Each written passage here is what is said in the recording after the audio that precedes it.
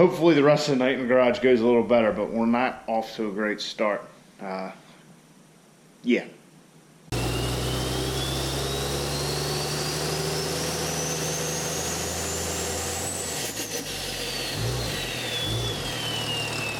Hey guys, welcome back. If it's your first time stopping in, please subscribe to the channel. Alright guys, so as you would have seen in the last video, I was off the last week, down in Delaware, hunting down the hunting camp, shot me a nice 9 point. So I put that video together yesterday, just kind of show you what I was seeing out in the marsh, and just a little taste. It's very relaxing, no cell phones, none of that jazz. So I've been spending the last few minutes, I guess, a little while, more than that, trying to figure out where we're at on the truck, because I really honestly forgot a lot of it. We need to put our aux cooler in, we need to run our lines, we need to put our battery in, or we need to put our exhaust in, and that's another thing. The exhaust mod is fully welded up. Everything is done with that as far as the welding is concerned, and when you see it, you will understand why I keep talking about it and how long it's taken me. Also, our intake piping, something else we have to do with our blow-off valve, that is done. As you can see, I'm very happy with how it turned out. There's our little reference port. So this will go in the truck like that. It'll go in the truck like that. So I think what I'm going to do, like that, yeah, like that. So what I'm going to do is I'm actually going to spray paint this, I think gloss black, put it in there, put our blow-off valve, we can install that. That won't be tonight because it's a little chilly in the garage, and painting stuff when it's like that, it's a pain in the ass. It doesn't really work too well. So we're going to install our cooler. We got to clean it out with our can of cooler clean like we did with the factory one on the truck. I got to figure out all my lines. I don't have any AN stuff here for that. At least not long enough length, so we'll have to see how far we get. We'll at least get them planned out. So we got that to do. So, just a bunch of little tedious stuff. We could probably put our interior back together some. I'm probably going to put the valance on here at some point. There goes our intake piping. But just a bunch of little shit to do to wrap it up so we can get it back on the road. I would like to put some miles on it before I take it to the track and see what it does. See how the suspension is, because I really don't know what to expect with that. So, like I said, little stuff. Let's jump into it and get working on our truck. Let's get greasy again.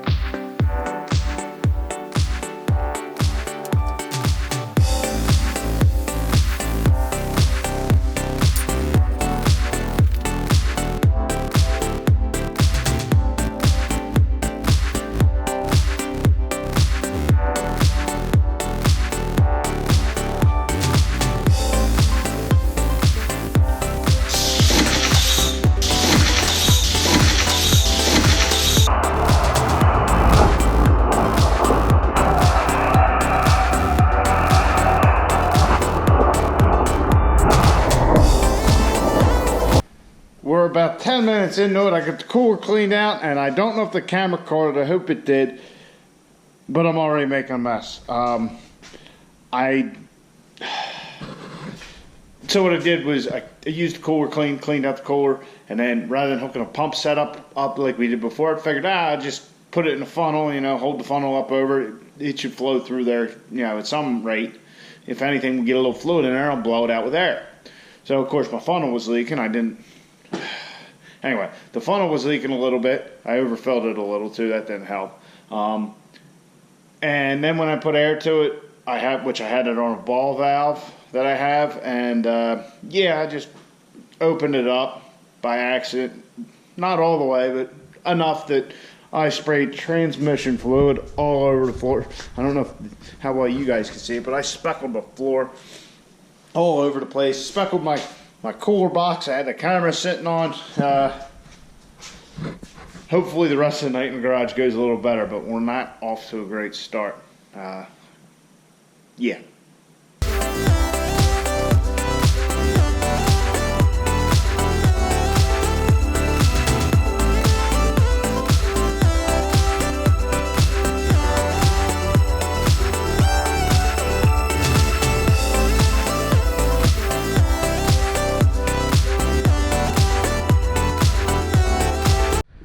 Alright guys, so I got all our wires ran. I got some of the hoses plumbed that were already there. But yeah, I got like a little harness made up for up here for our temperature sensor. I'm going to have this be the outlet because I don't want the exhaust to affect the temperature that it's seeing. I want to make sure it's definitely the fluid temperature, plus it's just a lot nicer having it up here on the fuel tank. So what we need to do, this fan is designed to be a puller fan, so what we need to do is figure out which one of these is our ground. I mean, one would assume it is the black wire, but we don't want to assume, you know what that does. So I got my little anti-gravity battery with the jumper cable leads on it, so we'll just touch them for a second and make sure we're going the right way, and then we can wire that up. And I'll just run the ground wire to the bolt here and the power wire to our little harness. So that's where we're at right now.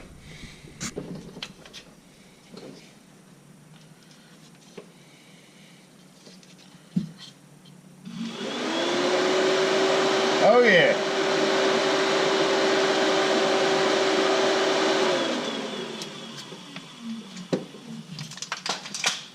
Alright, so I was correct. This is our negative, so we'll put a little ring terminal or spade on there to go on our bolt, and we'll put the other end on for this connector for the power feed. This fan's designed to be a puller only fan. This one you could have actually had as a puller or a pusher. Ours is as a pusher in this situation. So just one thing to note with your cooler, you know, some of them are one way, some of them are the other.